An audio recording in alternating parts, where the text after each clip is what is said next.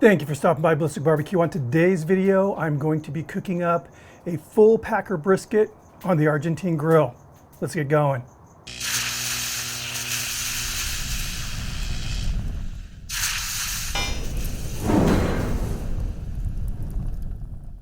So this is a cook that I've been wanting to do ever since I got this grill. I've never seen it done before, and I'm hoping I can pull this off.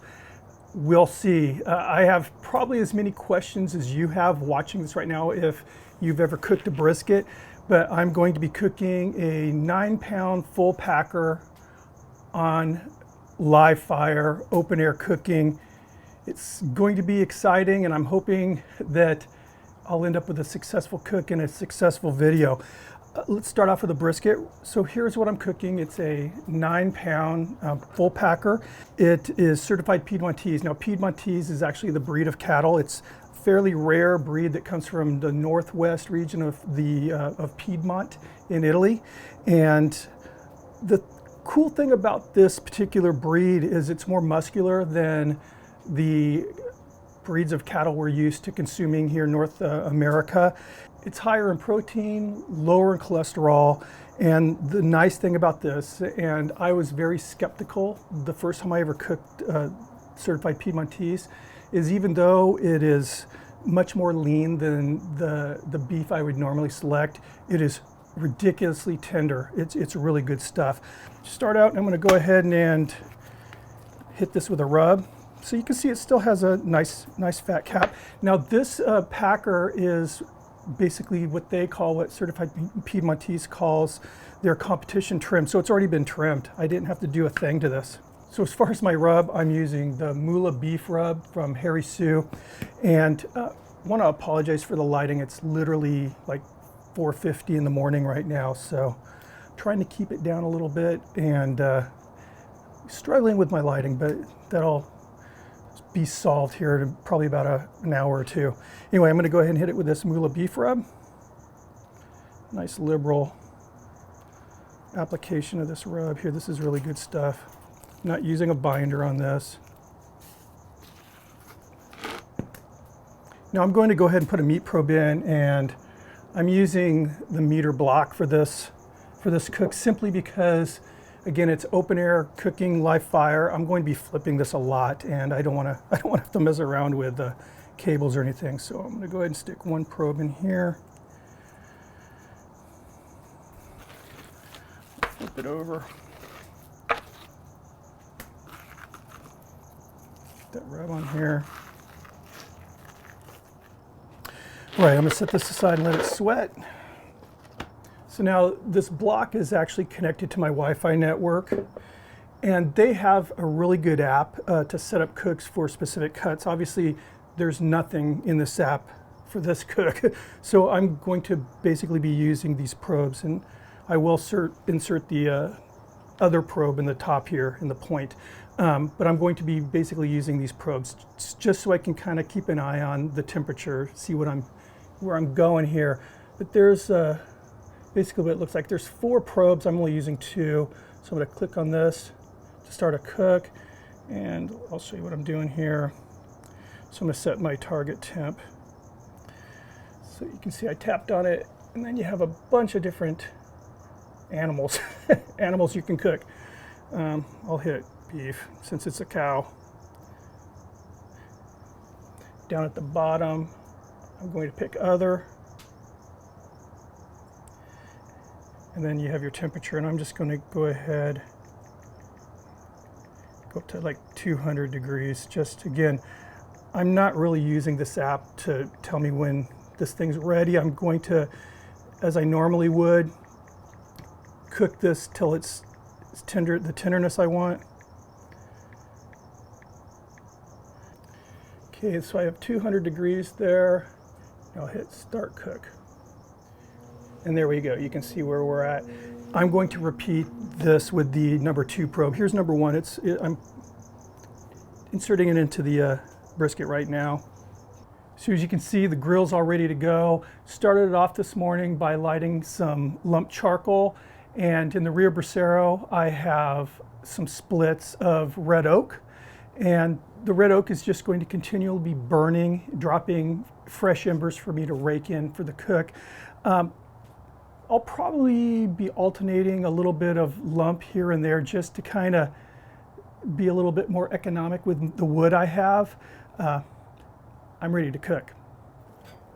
So I'm going to start out fat cap down.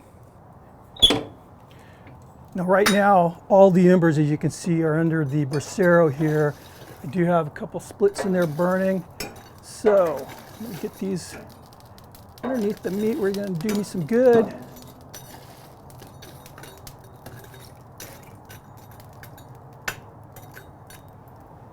Now right here at the leading edge of these embers, I'm going to place just a very small split of oak, and it'll start heating up and start adding just a little bit more smoke to the cook.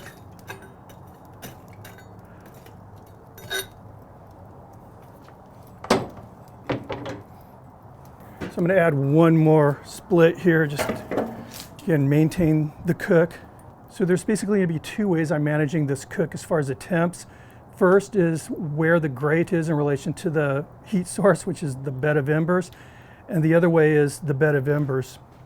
So if I feel that it's getting too hot, I will raise that grate and also push some of the embers away so they're not directly underneath that meat, to keep that indirect cook going. I'm excited. I do have a plan, but my plan is fluid. I was looking at trying to find information or videos, and I couldn't. So, there's one guy that cooked a flat on a Santa Maria grill, but there was really no tutorial, and I don't really know how it turned out at the end. So my plan is to basically keep the temperatures low, like I would inside of a stick burner, a smoker, and I'm gonna flip it. I'm gonna flip this brisket once an hour and just be very careful. Again, it's going to be a learning lesson for me.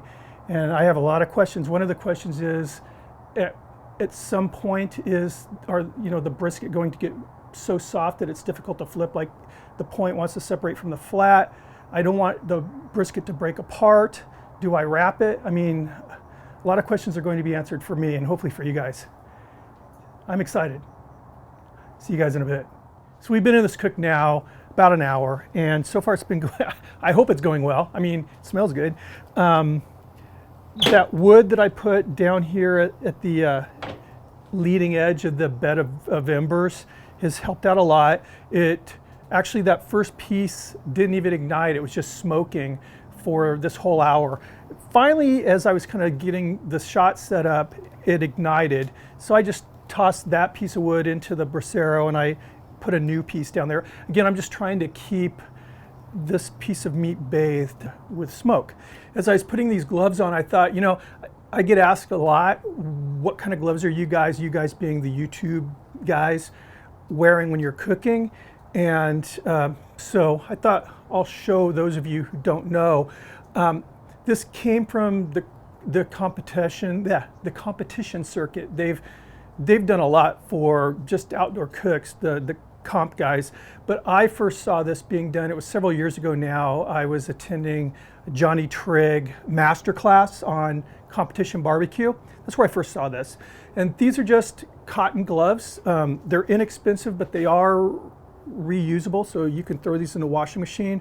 And I buy these at a store, I don't know if it's a nationwide store, but called Harbor Freight. They also have them on Amazon, and they are inexpensive. I'm guessing right now off the top of my head, I know how much they are at Harbor Freight. They're like $6 for a 6 pair of these, and they last a long time. So you put those on, and that's your insulation. And then you want to get the nitrile gloves, not the latex gloves. Latex gloves, they do the job, but for the most part, they kind of suck. This is what I like to wear.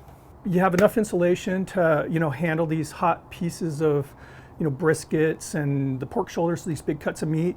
You won't burn yourself. You're not going to be able to pick up, a firebox or anything, but definitely for just handling racks of ribs or what have you, you're not going to burn yourself. Then you just peel these off and you're good until you need to flip it again. You throw another pair on. So anyway, let's turn this meat. It smells so good.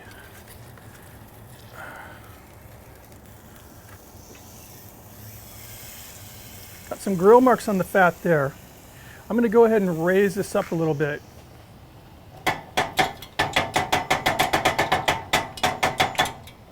A lot of bit. So this is going to be interesting. I mean, it is very interesting for me. I hope you guys find it interesting. I've never done anything like this before. I've always wanted to do this, even before I had this Argentine grill.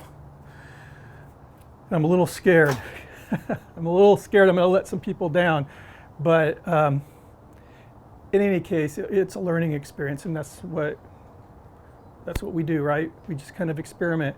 So anyway, I'm going to flip it again in an hour, so I'll see you guys there. I haven't really had to do too much with the fire management. I've just been checking on it again. It's only been an hour. I did, you know, the bed of embers was getting a little low, so I just raked some more embers from under the brasero. Things been running like a charm. It always does. See you guys. Okay, yet another hour has passed. Time to flip, and I also want to kind of tell you what's been going on with the cook in my noggin here. Let me show you the app.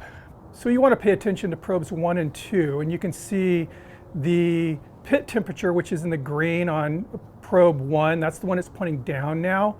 It's running 219, and I've been running in the low 200s. And then you can see the internal temp. Hold on, let me look. So it's 109 and 112. Let me show you what I'm doing, how I'm kind of getting that pit temperature, we'll call it. All right, so sticking out of the brisket, you see the meter, and that tip sticking out actually measures what the app is calling the ambient temperature, so your pit temperature. Let's take a look underneath. So I hope you can see it. When I flipped this thing, I made sure that the probe tip was sticking out between the grates. And since I have everything kind of opened up, here's how I have the coal arranged. So as you can see, I have an opening in the center, and then that piece of oak right at the edge here, and it's been just smoking nicely. So we're getting smoke from both sides, and it's really wafting around this brisket. I'm optimistic, cautiously optimistic. All right, let's flip this. Just for the flip, to make it easier on me, I'm going to lower it just temporarily. Right there. It's feeling good. Just want to make sure I lift it out. You can see there's the probe. I want to make sure I didn't pull the probe out.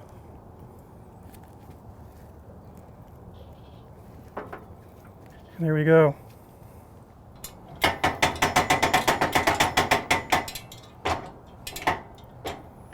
Give you a little peek of what the top, I'm going to call it, the side without the fat is looking like. It's getting some nice color. I'm going to go ahead and give it a quick spritz with some water. So like I said, I've been running in the 200s, 220, 225. I'm happy with that. I'm not in a hurry. I want to give you a shot of the back of this brisket that you can't see right now.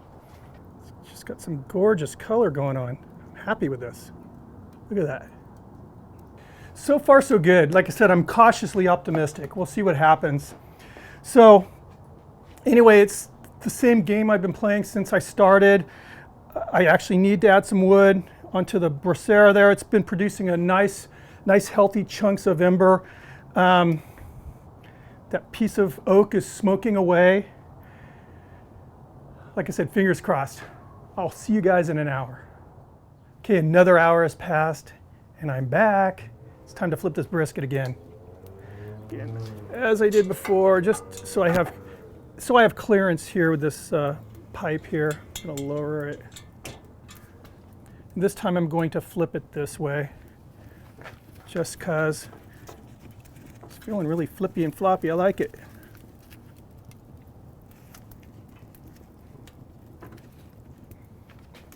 Look at that, nice.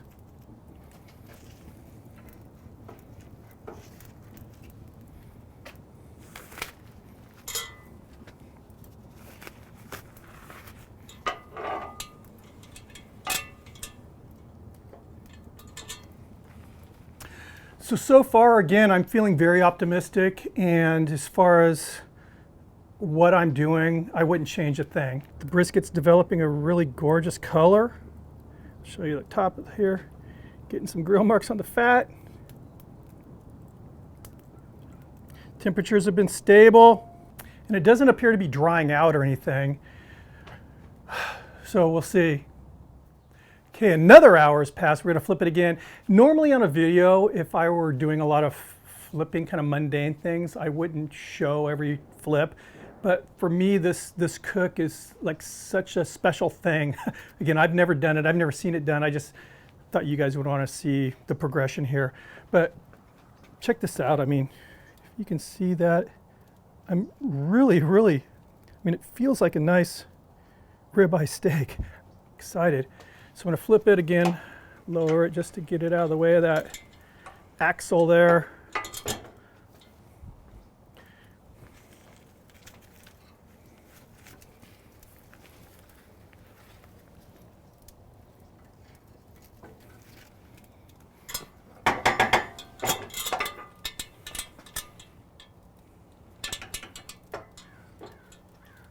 All in all, I'm excited. It's not smelling like your traditional brisket. What it's smelling like is if you've ever had like, or been around like legit Santa Maria barbecue, the cooks, that's what I'm smelling. I mean, it's just a blend of that rich beef smell and that red oak smell just perfuming the air. So we'll see.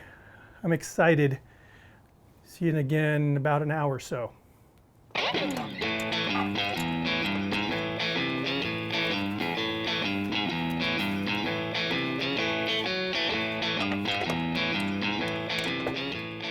Okay, we are at 6 hours now, and I honestly, again, I had a plan, and the plan did not include wrapping, but I'm chickening out. I want to play it safe here. So the internal temperature right now is right around 151. I'm not wrapping it on temp. I'm happy with the color, but I've never done this before, and I'm just concerned.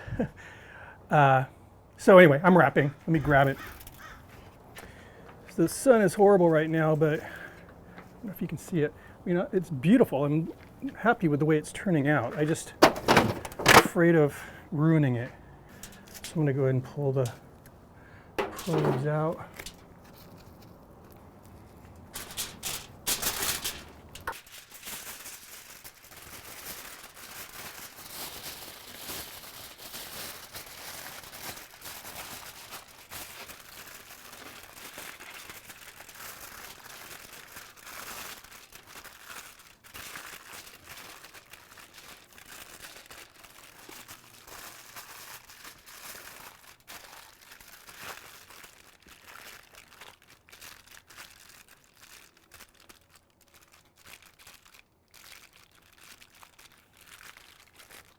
So I'm going to put it on the pit like this, and then I'll probe it in a little bit. Again, I know right now it's right around 150, 160.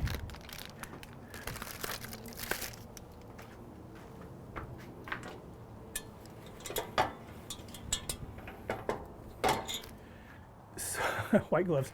So what I'm going to do now is just continue the hourly flip, and probably in a couple hours I'll take the temperature and then start testing for tenderness. I'm hoping this cook is going to total out to be, I don't know, between 9 and 12 hours. We'll see. I'll keep you guys posted. Okay, we're at the 7-hour mark now. We're going to flip it, and I'm going to show you a very, very high technology mod I made to this cooker. So again, lower it just a little bit. Probably wondering, Greg, what is this orangey yellow thing? Normally, for something like this, I'd use a potato. We have no potatoes, but we have a mango tree in our backyard, so I sacrificed a mango to put that meter probe in, so I could have it poking down through the bottom here. And just, again, all I'm really concerned about right now is the temperature of the cooker. So I'm going to go ahead and give this a flip. Ugh.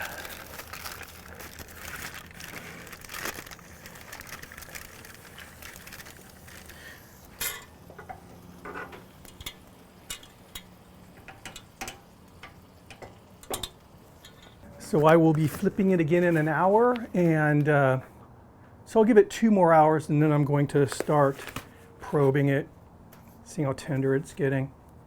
So I missed that nice beefy smell, but I still have the smell of red oak in the air.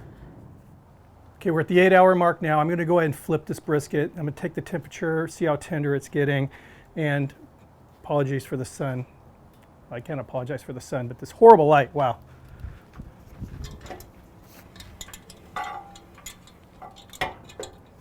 I think the mango's probably done by now.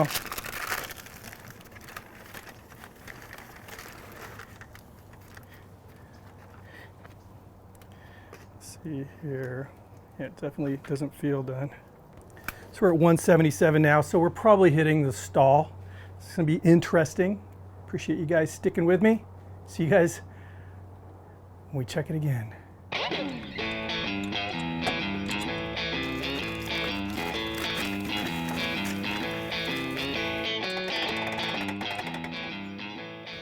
Okay, so we just hit that 10-hour mark. I'm going to flip it and give it another test for probe tenderness.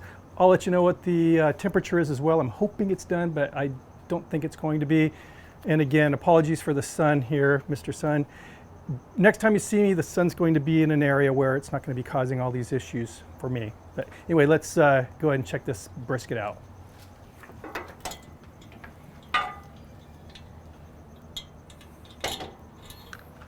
So a little update on the mango. The last mango hit its target temperature and is done, so now there's a green mango on there that's not going to hit its target temperature as quickly. All right. Let's flip this. It's gonna drain some juices. So I'm only testing it on the flip to this side because that's where my the hole for the probe is. I don't want to have a bunch of holes all over this foil. So, whoa. It is actually getting, wow, I'm happy.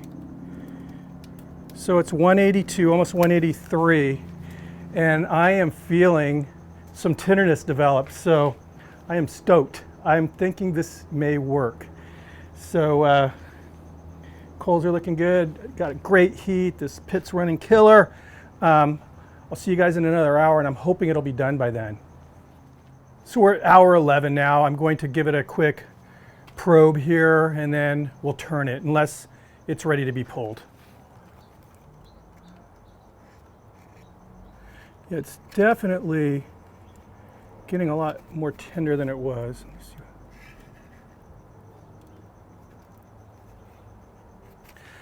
So I'm going to go ahead and just flip it again, and I'll let it go another hour. When I started the cook, I was guessing it was going to go anywhere from 9 to 12 hours, and so obviously looks like we're hitting 12. Hopefully it won't go further than that, but I'll see you guys. Well, first let me flip it. You don't want to miss this exciting stuff here. Ooh, a lot of juice coming out. See you after an hour. Okay, it actually took 2 hours to get that tenderness that I wanted, and I didn't know what to expect. I mean, is it going to get tender? I didn't know, but it did, so I'm happy about that. What I'm going to do now is pull it off the pit and rest it.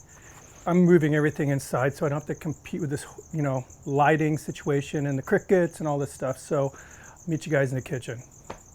All right, and here is the brisket. So obviously it doesn't have that bark like you would see on a smoked brisket. A lot of the rub, the big pieces of that rub came off.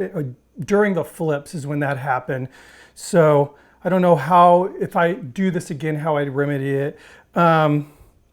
I'll tell you right now, I'll be really surprised if it'll be a pleasant surprise if there's a smoke ring in here.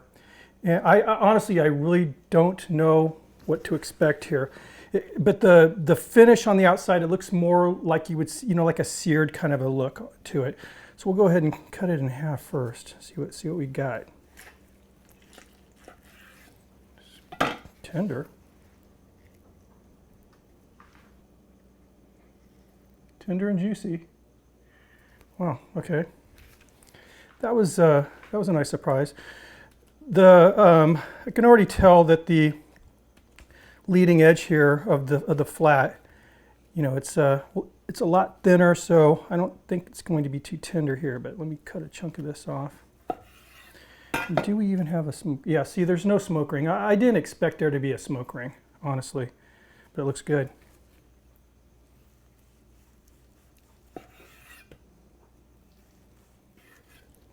Okay, I'm going to set this aside here. I want to slice some of this point.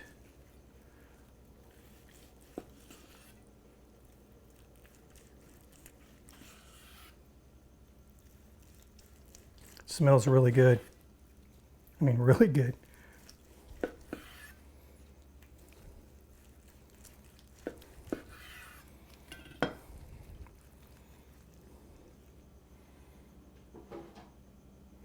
Yeah. One thing is for sure, it is very, very, very juicy. That is flowing here.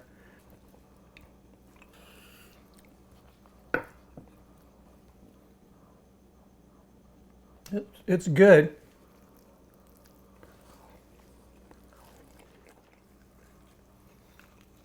It got fairly tender.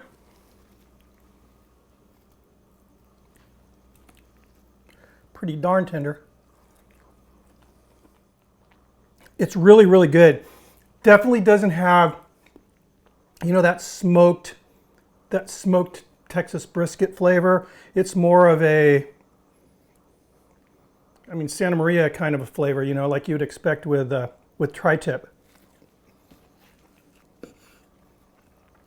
This, the point off the fatty meat from the point is really good.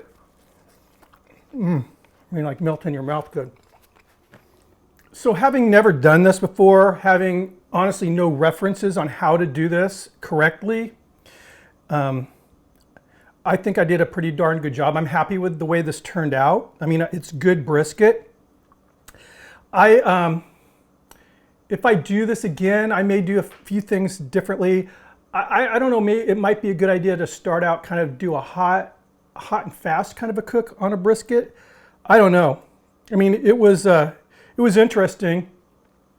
That grill ran like a top. I mean, it was a fun cook for me. It was exciting because, again, I didn't know what was going to happen here. But all in all, I'm very, very pleased. I'm satisfied with this cook. Very pleased. So, thank you for stopping by. If you're not subscribed, please do so. Make sure you ring that notification bell. If you like the video, hope you do. Thumb it up. I'll see you in the next video. Cheers.